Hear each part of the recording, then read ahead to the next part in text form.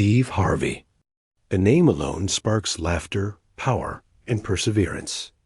To millions, he is the king of comedy, the host who turned Family Feud into must-watch television, and the man who built an empire on charisma, faith, and raw determination. But what if I told you the smile you've seen for decades hides scars deeper than most could ever imagine? This is not just the story of a comedian. It's the story of a boy with a stutter who was laughed out of his own classroom, a man who once slept in the back of a rusted-out car for 3 long years, and a father who lost almost everything: family, fortune, and dignity, before clawing his way back to become one of the most unshakable giants in entertainment history. His journey is not just about jokes or fame. It's about survival, betrayal, redemption, and the haunting battles that never left him. And what happened along the way will shock you, inspire you, and maybe even make you look at Steve Harvey in a way you never have before. Steve Harvey's story begins far from the glitz of Hollywood or the bright lights of a comedy stage. He was born on January 17, 1957, in Welch, West Virginia, a coal mining town where dreams rarely survive the weight of poverty. His father, Jesse Harvey, came home each night with black dust etched into his lungs and boots, while his mother, Eloise Vera, stretched a teacher's paycheck so thin it almost vanished. The family later moved to Cleveland, Ohio, settling on East 112th Street, a place where opportunity was scarce, violence was common, and survival often mattered more than ambition. As the youngest of 5 children, Steve carried more than just the burden of poverty. He battled a severe stutter that turned every word into a painful struggle. Classrooms became battlegrounds where broken syllables drew cruel laughter from classmates. The humiliation cut deep, and Steve later admitted that those early wounds stayed with him long after the laughter faded. The most haunting moment came one afternoon when his elementary school teacher asked the children to write down their biggest dream. While others scribbled safe answers, Steve, shaking with nerves, wrote, "I want to be on television." The room erupted in ridicule. His teacher didn't just laugh. She tore the paper in half in front of the entire class and called his parents to complain about what she saw as arrogance. For a young boy with a fragile voice, it was more than embarrassment. It felt like the sound of his dream being ripped apart. But where humiliation crushed him, his father refused to let the dream die. Jesse Harvey told his son, "Write it down again. Put it on your wall. Read it every morning and every night. Make it your promise." Those words became scripture for Steve, a vow that would carry him through decades of pain. Years later, when he became a household name, Steve never forgot that torn paper. Every Christmas, he sent a brand new television to that very teacher with a note attached. A silent reminder that the boy she mocked now appeared in every living room across America.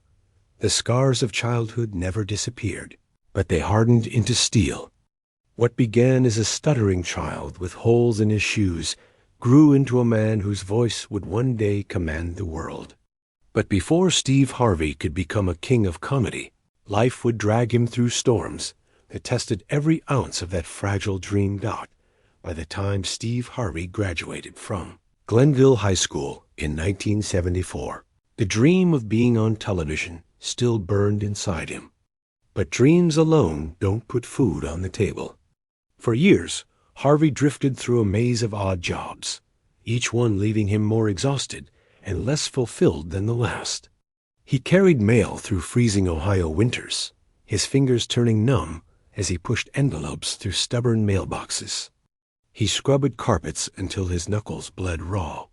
He twisted wrenches in repair shops, sold insurance to strangers who slammed doors in his face, and even climbed into a boxing ring to take punches just to earn a little cash. The cycle felt endless long hours, small paychecks, and a growing sense of emptiness. Harvey admitted later that every shift ended the same way, his wallet nearly empty, his spirit even emptier. And yet, in the back of his mind, the vow his father made him keep, "I will be on TV," never stopped glowing like a fragile lantern in the dark. Then, in 1985, fate cracked the door open. Harvey's friend dared him to get up on stage during an open mic night at a small Cleveland club. The room was smoky, the crowd restless, and Harvey's heart pounded so hard he thought it might break through his chest. With nothing to lose, he stumbled through his first joke. Then another. And then it happened the audience erupted. Laughter filled the room, wrapping around him like fire, like freedom. When the host handed him $50 at the end of the night, Harvey walked into the cold streets of Cleveland, clutching that crumpled bill like treasure. Tears streamed down his face as he whispered to himself, "I was born tonight." The very next morning, he quit his job. For the first time in his life, Steve Harvey knew exactly who he was meant to be. But destiny rarely moves in straight lines. That first taste of laughter was only the beginning of a road that would soon turn brutal, pushing him to the very edge of despair before giving him another chance to rise. The thrill of making people laugh was intoxicating, but passion doesn't always pay the rent. After leaving his steady job to chase comedy, Steve Harvey quickly discovered the price of chasing a dream could be brutal. For 3 long years, he had no home, only the back seat of a battered 1976 Ford. That car became everything: his bed, his kitchen, his shelter from storms. A small cooler in the trunk served as a refrigerator. Gas station sinks doubled as bathrooms. Public pool showers became his only luxury. Nights were the hardest. Hunger gnawed at his stomach, louder than his own jokes, while the bitter cold made every hour feel like punishment. He often curled up in the driver's seat, staring through the cracked windshield, terrified that someone might look inside and discover his secret life. It was so depressing, he would later admit. You can do it for a week, but 3 years? There were nights he came close to breaking. One evening, overwhelmed by despair, Harvey picked up the phone, ready to call his father and confess defeat. But before dialing, he checked his answering machine. 2 messages blinked. The first was from a club in Jacksonville, offering him $150. Second was another gig, the very next night, for the same amount.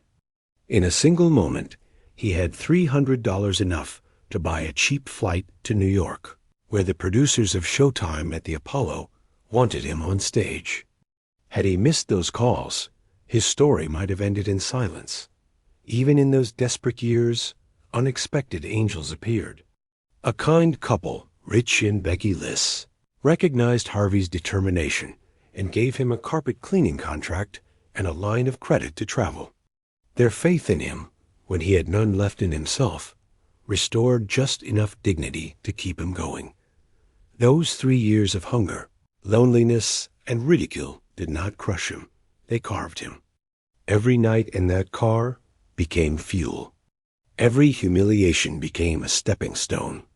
And when the moment finally came for Steve Harvey to stand on a national stage, he carried with him not just jokes, but the scars of survival that made his voice impossible to ignore. By 1990, Steve Harvey's persistence was beginning to pay off. After years of struggle, he earned a spot as a finalist in the Johnny Walker National Comedy Search. For the first time, the world saw what Cleveland audiences had only glimpsed, that Harvey wasn't just funny, he was unforgettable. His timing was sharp, his voice booming with authority, and his stage presence filled the room.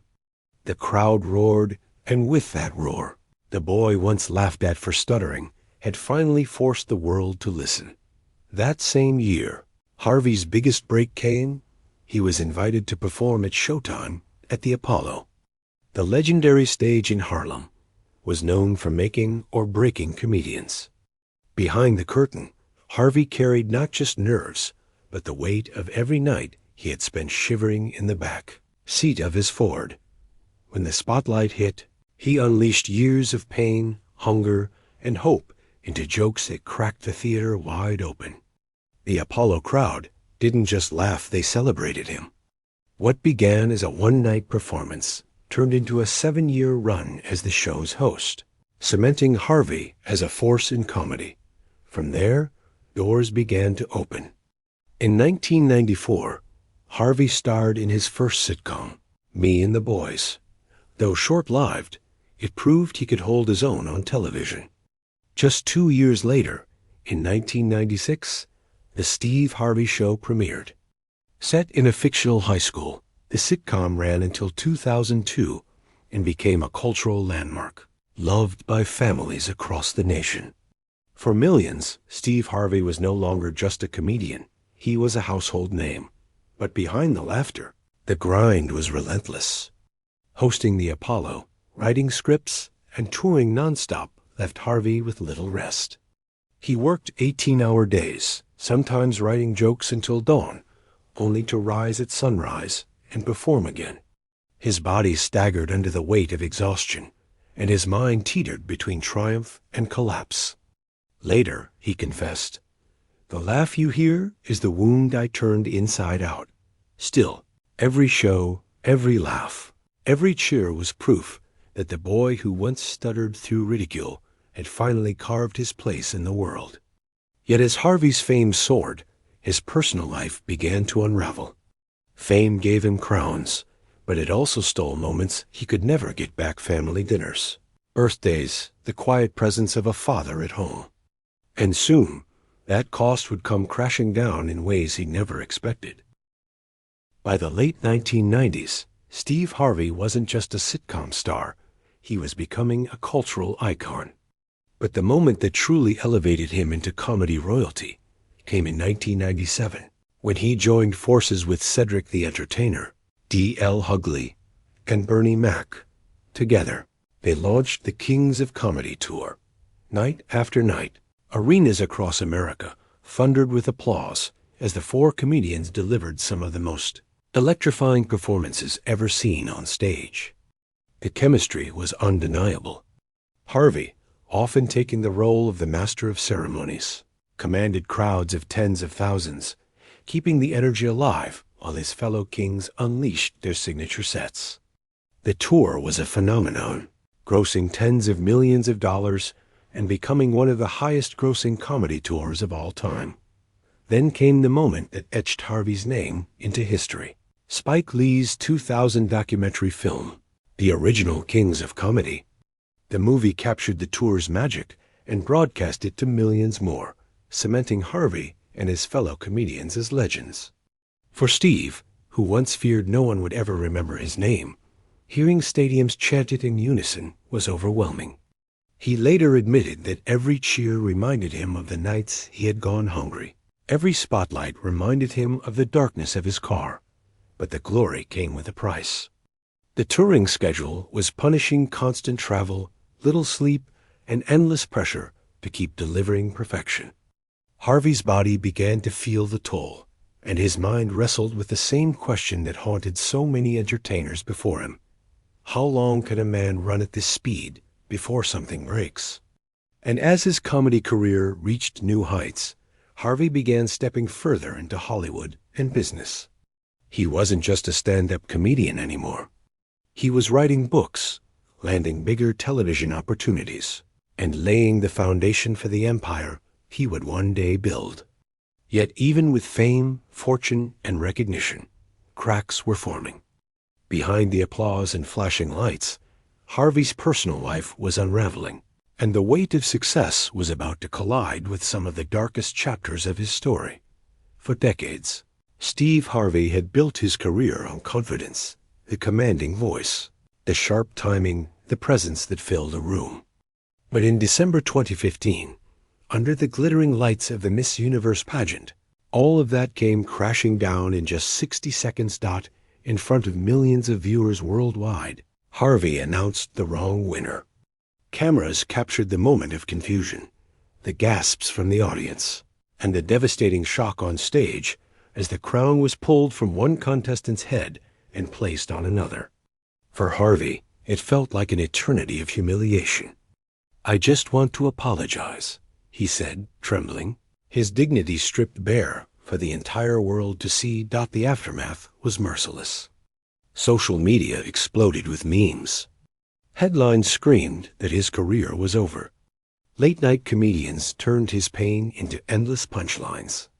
Harvey later admitted that in those dark hours after the show, he wondered if his entire life's work had been undone in one mistake.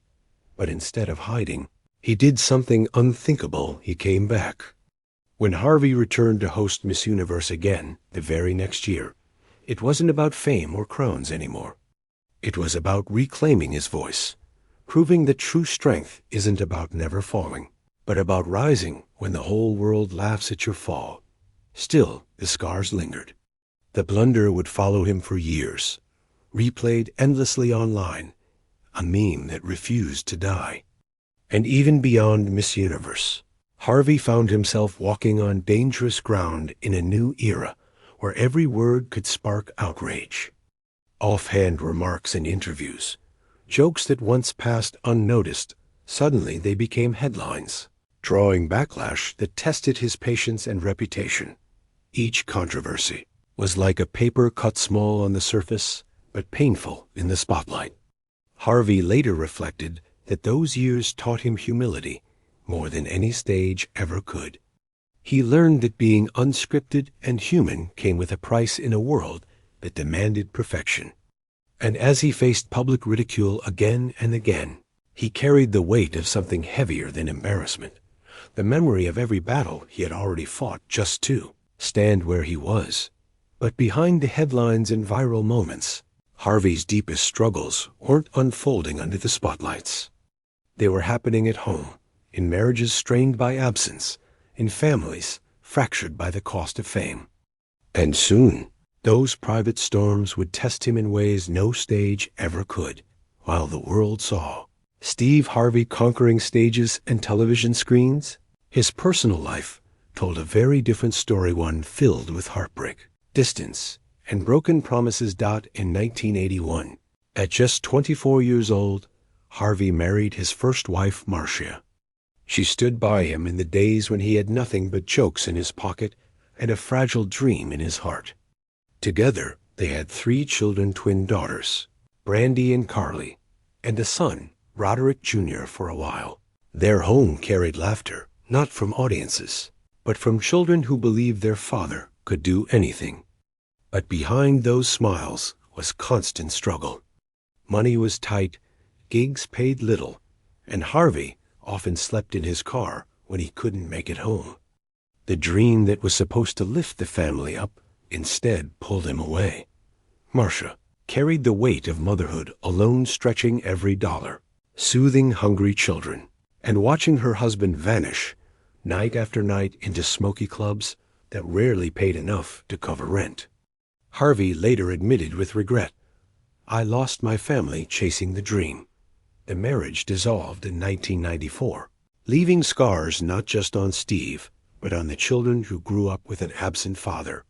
2 years later, in 1996, Harvey tried again.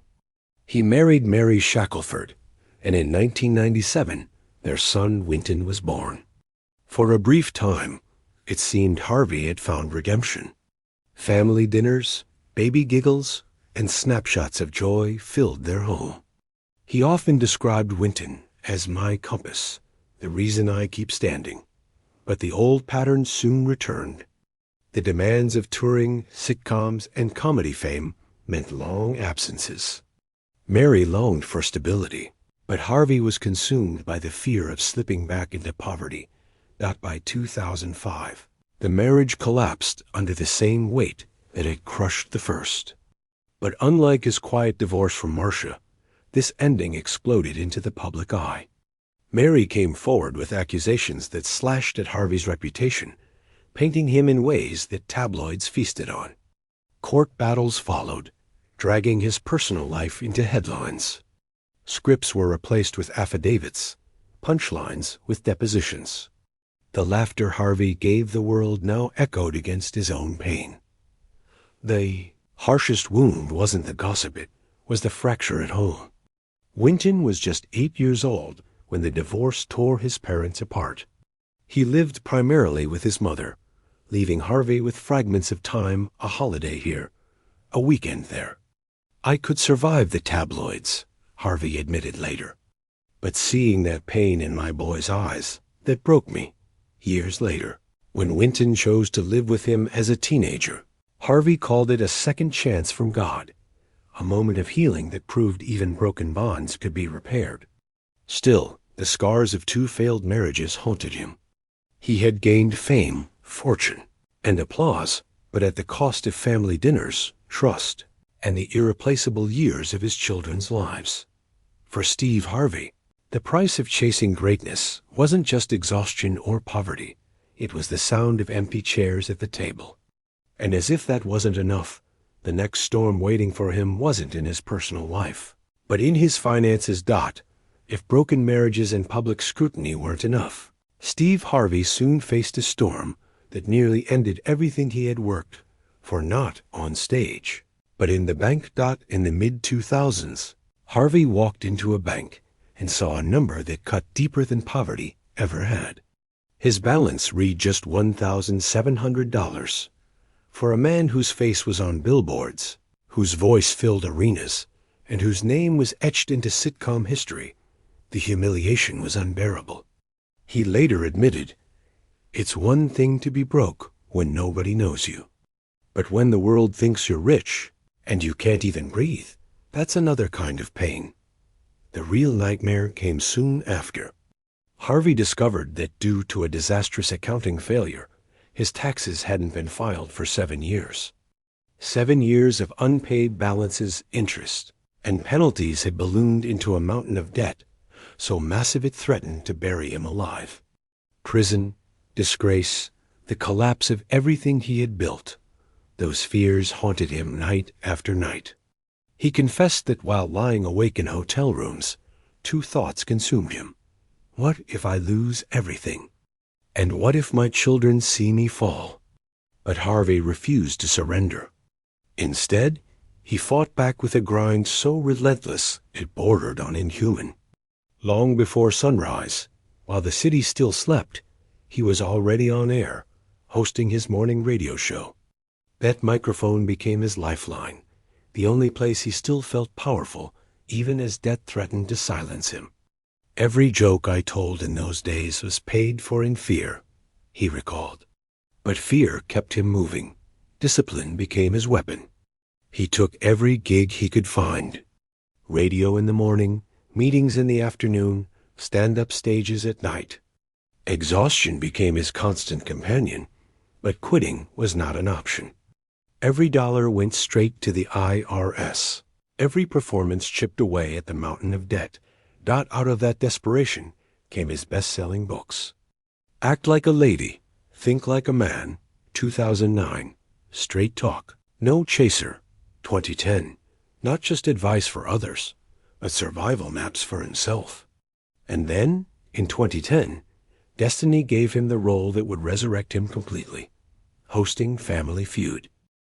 What began as another job turned into a phenomenon. Within 3 years, ratings exploded to historic highs, with Harvey's quick wit and magnetic personality breathing new life into the show.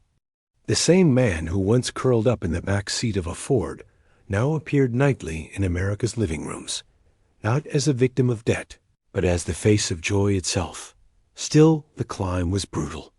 Harvey admitted that for years, every paycheck went directly to the IRS.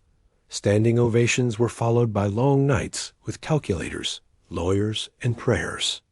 But slowly, painfully, he clawed his way out, dollar by dollar, show by show, until at last he rebuilt not just his fortune, but his dignity. Looking back, Harvey often said that $1,700 wasn't just a bank balance. It was a scar. A reminder that success can vanish in an instant, that security is fragile, and that survival comes not from wealth, but from discipline and faith. But while money troubles nearly destroyed him, redemption was waiting in another form: love. And this time, it would change everything. After years of failed marriages, financial ruin, and public storms, Steve Harvey finally found the one thing that had eluded him his entire life: peace. And it came in the form of a woman he had once glimpsed years before. Her name was Marjorie Bridges. The first time, Harvey saw her in the audience at a comedy club in Memphis. He paused mid-show, pointed directly at her, and declared, "I don't know who you are, but I'm going to marry you one day." At the time, life pulled them in different directions. But destiny wasn't finished. In 2005, bruised by scandal and nearly broken in spirit, Harvey crossed paths with her again. 2 years later, in 2007, they married, and with that vow, his life shifted. Marjorie didn't just become his wife. She became his anchor. Where Harvey was restless, she brought calm. Where he was fractured, she made him whole. She urged him to rest when he wanted to grind himself into the ground. She prayed over him when doubt threatened to creep in. And Harvey himself admitted, 85% of everything I have came after I married her. He wasn't just talking about money. He was talking about joy, balance, and family. Together, they built a blended household of 7 children. Steve's 3 from his first marriage, his son Winton from his second, and Marjorie's 3 from her previous relationship. At first, there were hesitations and natural distance of stepfamilies. But Harvey refused to let the word step define them. He gave Marjorie's children his last name, and through consistency, love, and presence, they gave him their trust. One of the most emotional moments of Harvey's life came in 2015 during a televised tribute. Jason, Marjorie's son, looked him in the eye and said, "You gave me your last name. There's no one better than you." Dad, cameras caught Harvey breaking down in tears, not as a comedian, not as a television star, but as a man finally redeemed. For someone who had once whispered, "I lost my first family chasing the dream," those words were grace. Proof that even the deepest scars could heal. Life with Marjorie gave Harvey what no crown of fame ever could: the simple, ordinary miracles of belonging. Dinners around a crowded table. Vacations filled with laughter, not headlines. Evenings where he was not Steve Harvey the icon, but simply Dad.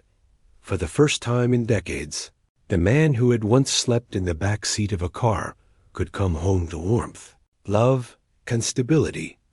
Marjorie turned his house into a home, his regrets into lessons, and his scars into stories of healing. Harvey often says, "She saved me," but perhaps the deeper truth is that she reminded him he was worth saving. Yet while love redeemed him, Harvey wasn't finished building. With his personal life restored, he was ready to construct something even bigger, an empire that would stretch across continents and industries. With his personal life finally grounded in love and stability, Steve Harvey turned his focus to building something larger than himself, an empire that would outlast any stage, contract, or spotlight. In 2010, he took over as host of Family Feud. What many assumed would be just another gig became the cornerstone of his global brand. Harvey's quick wit, expressive reactions, and ability to connect with ordinary people transformed the show into a cultural juggernaut. Ratings skyrocketed, making it one of the most watched game shows in the world. His spin-off, Celebrity Family Feud, followed soon after and continues to dominate primetime television. But Harvey wasn't content with just one platform. Every morning, from 6 to 10 a.m., the Steve Harvey Morning Show reached millions of listeners across the U.S. and beyond, becoming a daily ritual for countless households and commutes. His voice was everywhere on television, on radio, and soon across continents. Through his company, Steve Harvey Global, he expanded into production, publishing, events, and even international television. Family Feud was licensed for audiences in South Africa, Ghana, and soon Botswana, where Harvey himself is set to host in 2025. His philosophy was simple but powerful. Never depend on one stream when you can create many. That mindset birthed ventures beyond entertainment. With Levate U, a wellness and supplement line he co-founded, Harvey fused personal discipline with entrepreneurship, offering health products that reflected his own journey of transformation. He wasn't just selling shows, he was selling survival strategies. Behind the business moves came the lifestyle of someone who had once only dreamed of security. In 2020, Harvey purchased a 17-acre Atlanta estate once owned by Tyler Perry, a sprawling 35,000-square-foot mansion, complete with spa, gym, all-room, infinity pool, and hidden luxuries that resembled a private resort. To Harvey, it wasn't just property. It was permanence. A statement that the boy who once slept in a car now owned castles. Luxury became part of his signature. Rolls-Royces, Bentleys, and classic Cadillacs filled his garage. His bold, monochrome fashion looks, curated by stylist Ellie Caramo, turned him into an unlikely style icon at his age.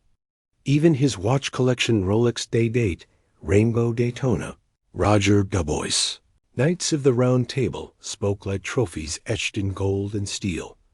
But beneath the opulence was a deeper truth. These weren't symbols of vanity. They were symbols of survival. Every suit, every car, every mansion was a testimony that discipline and persistence could turn ridicule into royalty. Still, building an empire didn't erase his battles. With wealth and global visibility came new fears: his health, his aging body, and the shadow of mistakes the internet refused to forget. Harvey had climbed higher than ever, but the higher the crown, the heavier the weight. By the time Steve Harvey entered his 60s, he had conquered nearly every stage comedy, television, radio, business. But there was one battlefield he could never step away from: his own body. Years of sleepless nights, stress, and a relentless schedule had taken their toll. Harvey began struggling with high blood pressure, sleep apnea, and even the troubling onset of autoimmune symptoms that once left him staring at the ceiling in dread. For a man who had already survived hunger, homelessness, and humiliation, the thought that his own body might betray him was terrifying. Determined not to let illness steal what hardship could not, Harvey rebuilt his life around discipline. He dropped 30 pounds after turning 50. He submitted himself to daily training, full-body strength sessions, and relentless cardio. His meals became clean to the point of austerity. His supplements came straight from Levate U, the health line he co-founded, reflecting his personal commitment to longevity. Even sleep, once sacrificed to endless hustle, became sacred. "Health is my covenant with my family and my audience," he insisted. But even with discipline, shadows remained. Behind the immaculate suits tailored to perfection, Harvey still strapped on a blood pressure cuff. Behind the radiant smile, there were quiet memories of fatigue that had dropped him mid-conversation. And behind the wealth and applause, there lingered the ghost of scarcity, the fear that no mansion, no fortune, no empire could guarantee security. "I still think about $1,700, Harvey admitted, the number forever seared into his mind as both a scar and a warning. And then there was the past that refused to die online. The Miss Universe blunder of 2015, replayed endlessly in memes, still resurfaced to haunt him years later. Each time his name trended, the mistake was dragged back into the spotlight, proof that in the digital age, even redemption has no expiration date. For Harvey, the greatest challenge of aging wasn't just physical. It was carrying the weight of memory, both the pain of failure and the fear of repeating it. Yet in the midst of health battles, humiliations, and shadows, he continued to rise each morning, suit up, and face the world with the same voice that once cracked in a Cleveland classroom. But perhaps the most profound part of Harvey's later years isn't his health regimen, his empire, or his global fame. It's the legacy he's determined to leave behind, one built not on trophies or ratings, but on something far more enduring. For Steve Harvey, success was never just about laughter, ratings, or contracts. His life became a living testimony that scars can turn into strength, that broken chapters can be rewritten, and that faith can carry a man through fire.